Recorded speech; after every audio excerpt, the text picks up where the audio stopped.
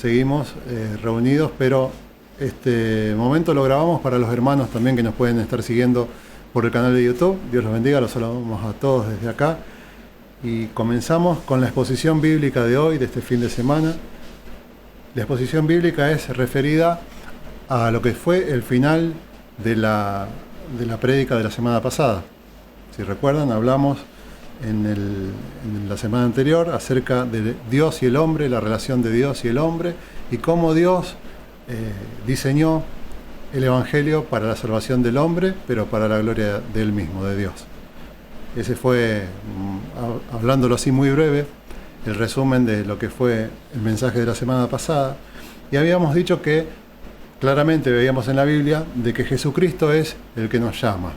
No es el hombre que va a invitar a Jesús a entrar en su corazón, en su vida, en sus asuntos, o no es el hombre el que tiene que mover el dedito, como veíamos en la pintura de Miguel Ángel. El hombre que solamente moviendo un poquito el dedo ya está otra vez en comunión con Dios. No es así, lo comprobamos con la Biblia, y terminamos con esta idea de que Jesucristo es el que nos llama para salvación. Y les propongo leer 4 textos bíblicos que los podemos agrupar en 2 partes, en 2 lados. 2 textos bíblicos van a ser un lado y los otros 2 el otro, para usar un tipo de contraposición. Vamos a comenzar con los del lado, el lado A, vamos a decir, el primero de los lados, Mateo 4, 18 al 22. Vamos a ver, es una historia de la vida pública de Jesús. Mateo 4, 18 al 22, dice esto. Andando Jesús junto al mar de Galilea, vio a 2 hermanos, Simón, llamado Pedro, y Andrés su hermano, que echaban la red en el mar, porque eran pescadores. Y les dijo: Venid en pos de mí, y os haré pescadores de hombres. Ellos entonces, dejando al instante las redes, le siguieron. Pasando de allí... Hasta ahí nomás. Dejaron las redes y le siguieron. Un llamado de Jesús. Este es un ejemplo del llamado de Jesús. Vamos a verlo de esta manera. Vamos a verlo en 4 situaciones. Hay muchas más. En realidad también el ministerio público de Jesús fue un llamado masivo, un llamado a todos, al Evangelio del Reino, que era lo que predicaba Jesús. Pero nosotros nos vamos a centrar en llamados individuales, llamados particulares de Jesús con una persona. Hay otros más, vamos a usar pocos ejemplos, pero un ejemplo podría ser cuando Jesús habla con Nicodemo en Juan 3. Otro ejemplo puede ser cuando Jesús habla con la mujer samaritana. Quiero ir a ese tipo de ejemplos, a Jesús hablando con una persona bien específica, no a un grupo de personas, por ejemplo, no cuando hablaba, por ejemplo, con los fariseos o en contra de los fariseos, sino a personas individuales. Por eso usamos estos ejemplos. Ya vimos acá en Mateo 4, 18 que Jesús llamó y estas personas respondieron. ¿Cómo sigue? Pasando de allí, vio a otros 2 hermanos, Jacobo, hijo de Zebedeo, y Juan su hermano, en la barca con Zebedeo su padre, que remendaban sus redes, y los llamó. Y ellos, dejando al instante la barca y a su padre, le siguieron. Jesús llama a estas personas y estas personas siguen a Jesús. Justamente estamos hablando de los discípulos de Jesús, de cuando Jesús elige a sus 12 discípulos, que después serían los apóstoles. Estamos en esta parte de la historia, al comienzo del ministerio de Jesús. Los invito también a pasar, seguimos en el mismo grupo, el grupo A de textos bíblicos. Vamos a Mateo 9, versículo 9, un poquito más adelante, un par de hojas más adelante también hay otro llamado de Jesús. Y acá justamente Jesús llama al autor de este libro. Mateo es el mismo que escribió el Evangelio este que estamos viendo, que estamos estudiando. Y acá Mateo habla en tercera persona, cuenta lo que fue el llamado que Jesús le hizo a él. Así que él sabía bien de qué se trataba, él sabe bien lo que está escribiendo porque le pasó a él. Es un testimonio que está contado por el protagonista, por uno de los 2 protagonistas. Jesús es uno y el que recibe el mensaje es Mateo. Dice así: pasando Jesús de allí, vio a un hombre llamado Mateo. Ahí está, Mateo, el mismo que escribió el Evangelio. Dice que estaba sentado en el banco de los tributos públicos. Cobraba los impuestos, Mateo. Estaba trabajando en la mesa en donde se pagaban los impuestos. Y le dijo Jesús, sígueme. Y se levantó y le siguió. Acá vemos cómo Jesús llama. Estamos usando ejemplos del ministerio terrenal de Jesús, de qué pasa cuando Él llama y bajo qué condiciones Jesús llama. Estas dos historias están en el primer grupo que queremos mencionar, en el grupo A, como decíamos recién. Grupo A, estas historias acerca de los hijos de Zebedeo, de Mateo, lo que serían los discípulos, que después son los apóstoles. Jesús los llamó de la misma manera. Vamos en contraposición. Seguimos en Mateo, vamos al capítulo 8, versículo 18. Estamos ahí nomás. Mateo 8, 18. Dice así: viéndose Jesús rodeado de mucha gente, mandó pasar al otro lado. Y vino un escriba y le dijo: Maestro, te seguiré a donde quiera que vayas. Te seguiré a donde quieras que vayas. ¿Qué estaba pasando con este escriba? Parece que tenía una buena intención, quería seguir a Jesús. Seguimos con la historia. Y Jesús le dijo: las zorras tienen guaridas y las aves del cielo nidos, mas el Hijo del Hombre, que es Jesús mismo, no tiene dónde recostar su cabeza. No queda ahí la historia. Viene otra persona más, dice el 21. Otro de sus discípulos le dijo: Señor, permíteme que vaya primero y entierre a mi padre. Jesús le dijo: sígueme y deja que los muertos entierren a sus muertos. Acá hay otra situación.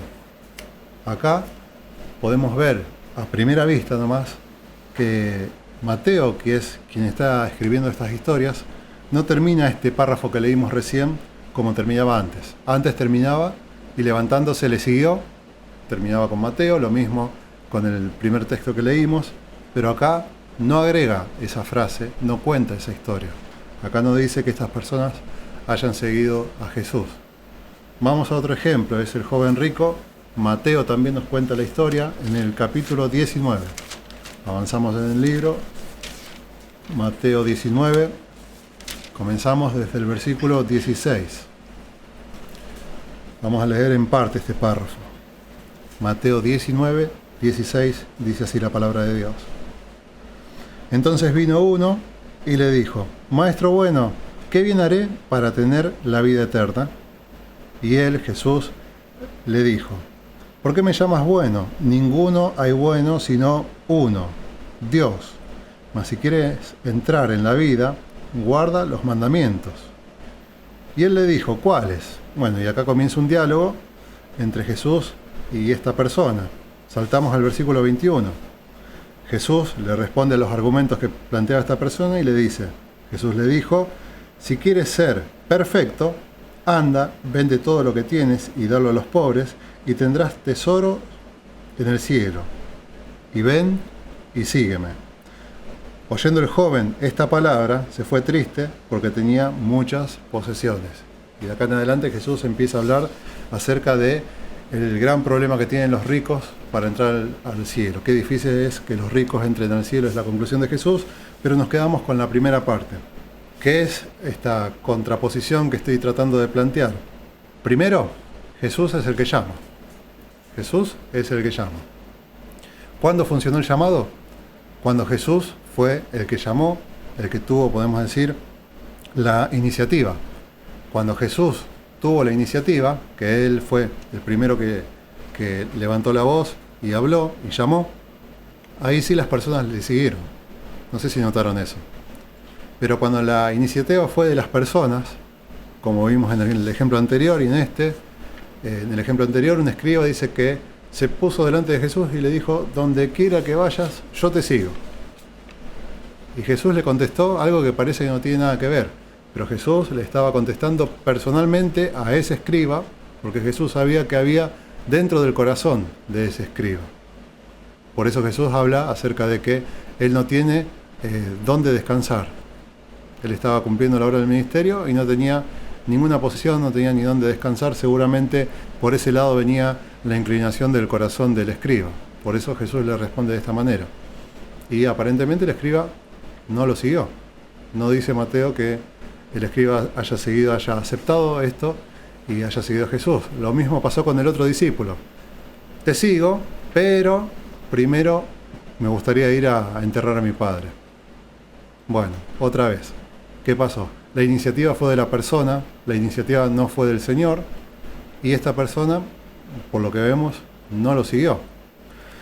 Vemos en estos casos, y también en el caso que leímos recién del joven rico, vemos que hay condiciones, podemos decir, condiciones para seguir a Jesús. Jesús también, como vio que estas personas querían seguir a Jesús, a uno le dice, por ejemplo, al segundo, al discípulo, le dice, bueno, deja que los muertos entierren a los muertos, y después le dijo, sígueme.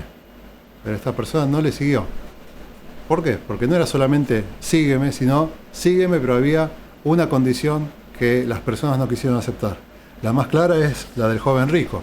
Vende todo lo que tienes, por eso el título que siempre le damos a este párrafo es el joven rico, porque acá dice que era un joven, y por la tristeza que tuvo cuando él se fue, nos damos cuenta que era rico, porque Mateo escribe porque este hombre tenía muchas posesiones. Lo escribe directamente Mateo. Así que la condición era que no quería desprenderse de sus posesiones. Entonces nunca podemos seguir a Jesús con condiciones. Nunca podemos seguir a Jesús si tenemos condiciones. Cuando Jesús nos llama, por ejemplo, lo que pasó con Mateo, él dejó su trabajo, dejó la mesa de los impuestos, habrá dejado, no sé, las planillas, la caja, el vuelto, el dinero que iba recibiendo, dejó todo, se levantó y lo siguió. No dice que Mateo desarmó la mesa, guardó la plata, guardó los papeles, se lo entregó a su superior y ahí recién lo siguió. No, no dice eso. Dice claramente que Jesús lo llamó con una sola palabra, sígueme, y Mateo se levantó y lo siguió. De la misma manera los pescadores estaban pescando, estaban trabajando ahí en el mar de Galilea. Jesús les dice, sígueme, y ellos se levantaron y lo siguieron, sin condiciones. Cuando hay condiciones no funciona. Cuando la persona toma la iniciativa de seguir a Jesús, tampoco funciona. Lo vemos con la Biblia, con el ejemplo del ministerio de Jesús. Así que Jesús es el que llama primero. Jesús es el que llama primero. Eso es lo que quiero destacar en este mensaje. Jesús es el que nos llama, y esto que estoy comentando es un ejemplo bien claro acerca del Evangelio. Lo decíamos la semana pasada. No es el hombre que va a invitar a Jesús a entrar en su vida o entrar en su corazón, como muchas veces se dice, sino que Jesús es el que llama. Jesús es el que llama, no solamente en ese caso que veíamos recién a los discípulos, sino es el que nos llama para la salvación. Jesucristo es el que nos llama. Jesús nos llama al Evangelio. Es una invitación de Él, porque Él es el soberano, Él es el Señor. Nosotros decimos siempre un ejemplo, para hacerlo bien sencillo, un ejemplo imperfecto, pero que puede servir para entrar en la idea. Si yo, por ejemplo, se me ocurre hoy a la noche hablar con el presidente Fernández. Quiero ir a hablar con el presidente, me tomo un colectivo hasta Buenos Aires, me bajo en Retiro, me voy hasta la Casa Rosada, me paro enfrente de la Casa Rosada y empiezo a exigir que quiero hablar con el presidente Fernández. ¿Lo podré hacer? Es muy difícil, muy difícil. Es muy difícil que logre eso. Estamos hablando de un ejemplo imperfecto, pero es muy difícil que logre yo, porque yo lo decidí, hablar con el presidente. Pero si el presidente quiere hablar conmigo, me llevan de los pelos. Viene lo que sería la guardia del presidente, quien sea, o me mandan a buscar con un helicóptero, con lo que sea, y me llevan, aunque yo no quiera, me llevan y me ponen ahí en el despacho del presidente, y el presidente habla conmigo. ¿Se entiende? ¿Por qué? Porque acá la autoridad, el señorío, lo tiene el presidente. Es un ejemplo bastante sencillo y bastante imperfecto. No podemos comparar al presidente con el señor, obviamente, pero yo lo quiero llevar con el tema, con un ejemplo muy sencillo y casi que puede ser cotidiano, porque pasa, mucha gente va hasta la Plaza de Mayo para gritarle cosas al presidente, y el presidente no reacciona por eso mismo, porque él tiene la autoridad en ese momento, una autoridad delegada por el país, pero él es el que tiene el señorío, entonces las condiciones las pone él. Yo no puedo ir y gritar en la puerta de la Casa Rosada para que me atiendan, nunca me va a atender. Pero si él me invita, sí voy a estar. Con Jesús pasa lo mismo, pero con la gran diferencia de que el llamado de Jesús y la obra de Jesús es totalmente perfecta, totalmente perfecta. Nadie va a ir a reclamarle a Jesús, como pasa con el presidente nuestro. Jesús es el Señor de todo. Y Jesús, si nos llama, ese llamado sí o sí va a ser respondido por nosotros. Entonces, Jesús llama y la persona lo sigue. Deja todo y lo sigue. Jesús llama, pero cuando hay condiciones, Él también, en algunos casos vieron que Él dijo, bueno, vende todo lo que tienes y sígueme. También es como que se rebajó un poquito la condición, se puede decir, pero no es que se rebajó, sino que quiso seguir el diálogo para ver si la persona reaccionaba bien y no. Dice que hasta se fue triste, porque tenía muchas posiciones. Justo le puso el dedo en el lugar que más lo iba a sentir el joven rico, en las posesiones. Jesús es el que nos llama. Los invito a que vayamos a Juan 15, versículo 16. Juan 15, versículo 16, la primera parte. Acá nos va a quedar bastante más claro esto. Juan 15, 16. No me elegisteis vosotros a mí, sino que yo os elegí a vosotros y os he puesto para que vayáis y llevéis fruto. Ahí está. Esa parte. No me elegisteis vosotros a mí, sino que yo, dice Jesús, los elegí a ustedes. Ahí está bien claro. Bien claro quién es el que llama. Nosotros no elegimos seguir a Jesús. Él nos eligió a nosotros. ¿Y quién lo está diciendo? Jesús mismo. Así que Él lo sabe. Él es el que llama. No que nosotros le decimos a Jesús que venga, sino que respondemos al llamado del Señor. Jesús es el que nos llama. Decíamos la semana pasada que la gracia es amor en descenso. Porque Jesús vino al mundo. Vino al mundo para resolver nuestro problema. Para quitar nuestras culpas, para sacarnos lo que era nuestra condenación que iba a ser eterna. Él vino y nos justificó. Por eso la gracia es ese amor en descenso. Jesús se rebajó, vino y se hizo un hombre y padeció la ira de Dios, que en realidad era para nosotros. Toda la ira de Dios cayó sobre Él, pero ese lugar correspondía a nosotros, no a Él. Él, inocente total, pero Él vino por amor, por gracia, y si creemos en la obra de Jesucristo, Él nos justifica. Vamos a Romanos. Romanos 8:30 también tenemos otra confirmación de que Jesús es el que nos llama. Romanos 8:30. Dice así: y a los que predestinó, a estos también llamó. Clarísimo. A los que predestinó Jesús, Jesucristo, dice que desde antes de la fundación del mundo, Él nos predestinó, nos dio un destino ya desde lo previo. A estos también llamó.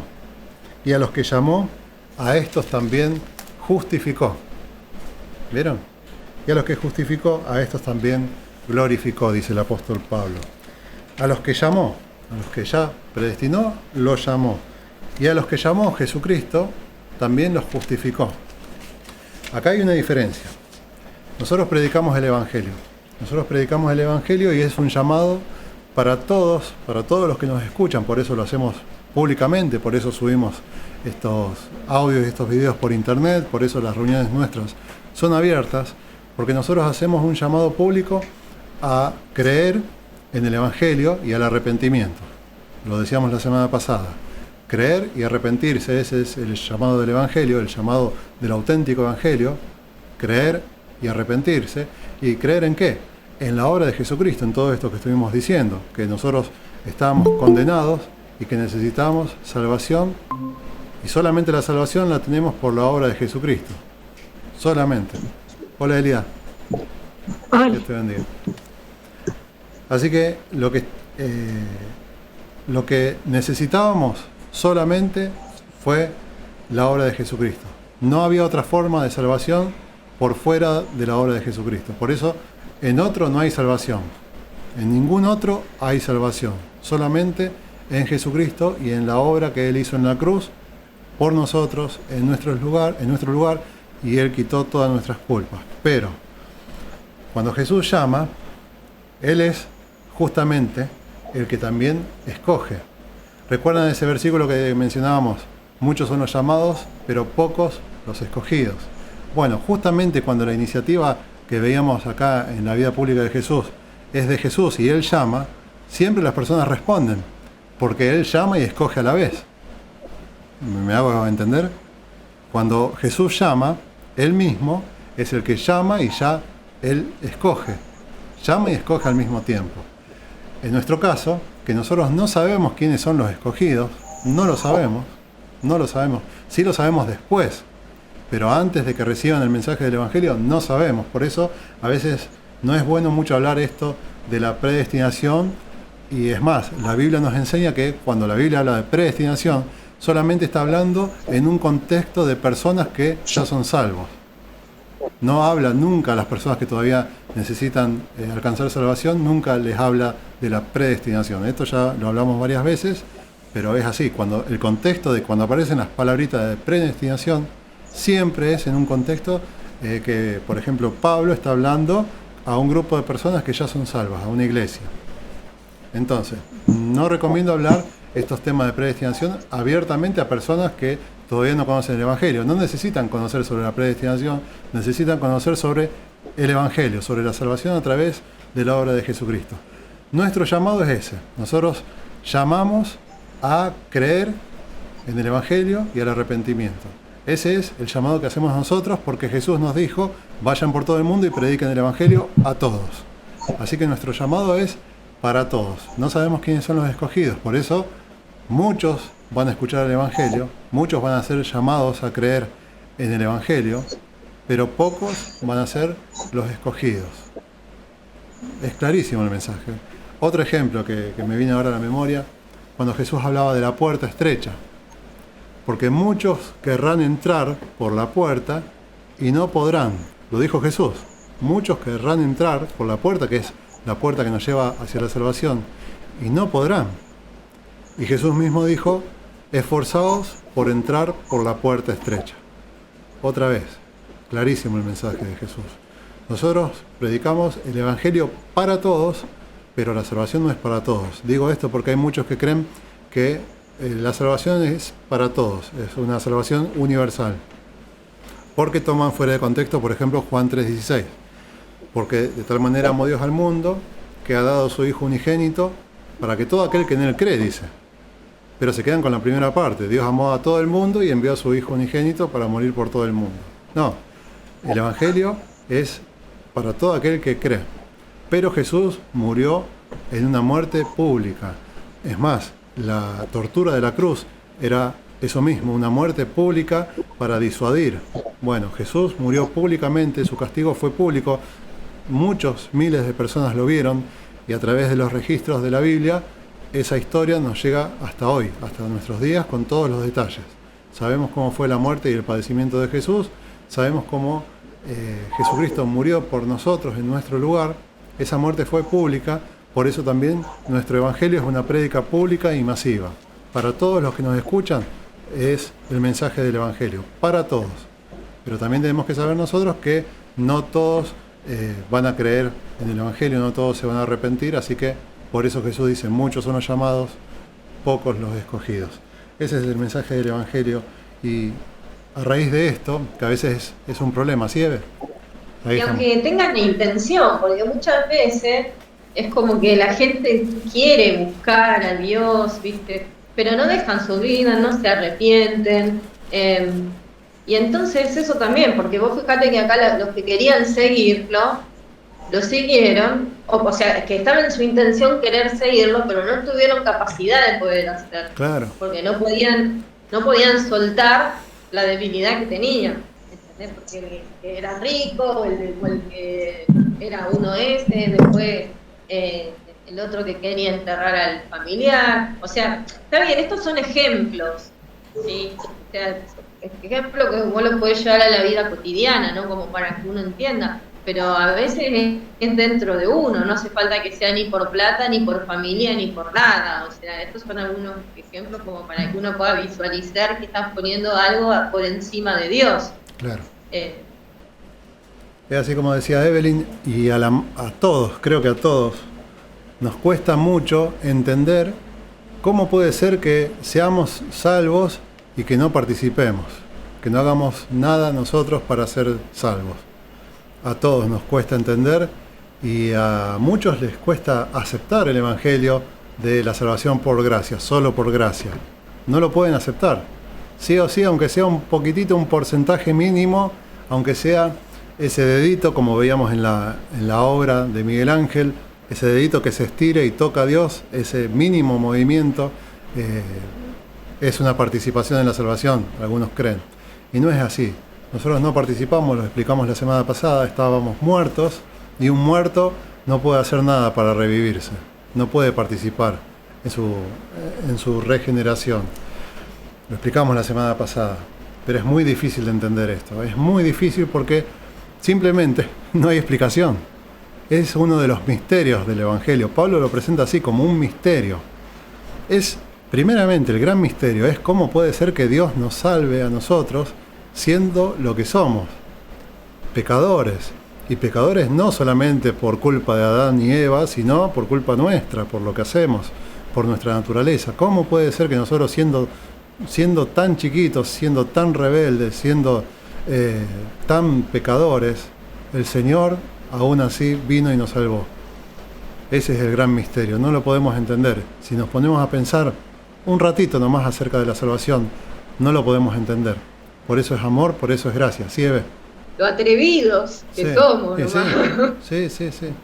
Es increíble, hay que ponerse a pensar acerca de la salvación. Yo los invito todas las semanas, pónganse a pensar acerca de cómo son ustedes, cómo soy yo. Nos conocemos cada uno en lo personal, cada uno sabemos lo que pensamos, sabemos cuáles son nuestras fallas, y además de las que sabemos, hay muchas más que no sabemos, que es más, a veces los que están cerca nuestro nos dicen unas fallas que a veces no nos damos cuenta, y muchos más. Imagínense las fallas, la cantidad de fallas que debe encontrar Dios en nosotros, que Él es perfecto y Él nos creó y Él nos conoce mejor que lo que nos conocemos nosotros.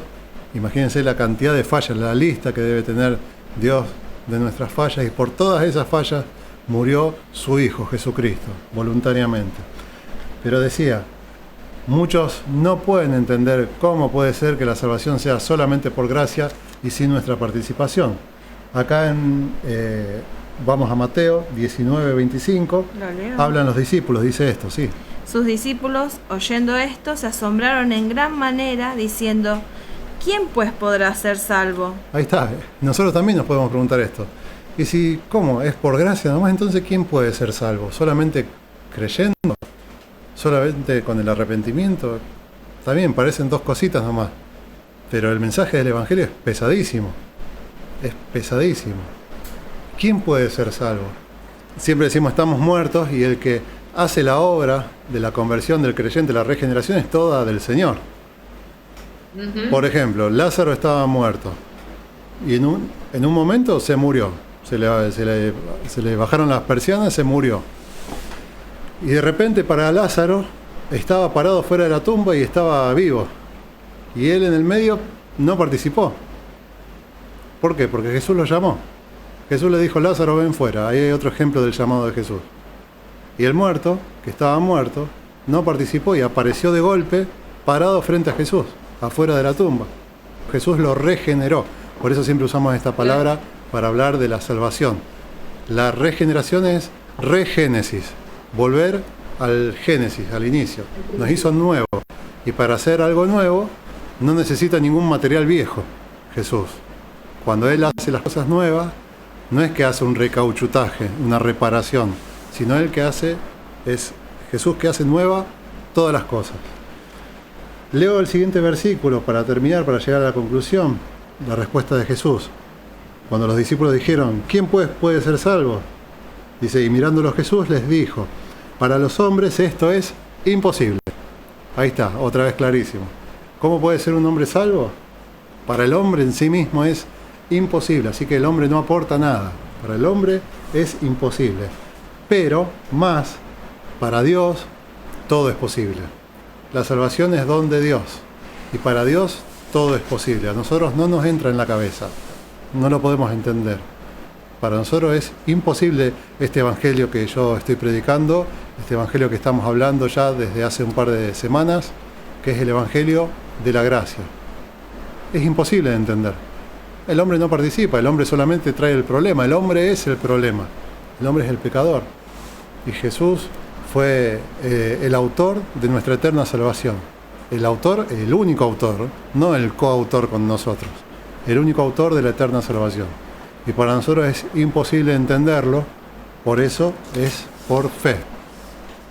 Creer en el Evangelio es solamente por fe. Y nosotros como ovejas siempre predicamos este Evangelio, que es el Evangelio de la Biblia, el Evangelio bíblico, es lo que predicamos, y le pedimos al Señor siempre que llame a las personas que todavía no conocen el Evangelio, que lo llame Él. Nosotros no vendemos el Evangelio, como decimos siempre, no hacemos actividades para convencer a las personas. Nosotros le pedimos al Señor y al Espíritu Santo que Él sea el que llame a las personas que escuchan nuestro mensaje. Nosotros predicamos y le pedimos al Señor que por favor en su misericordia Él escoja a las personas, que Él sea el que las llame para salvación. Ese es el Evangelio de Jesucristo.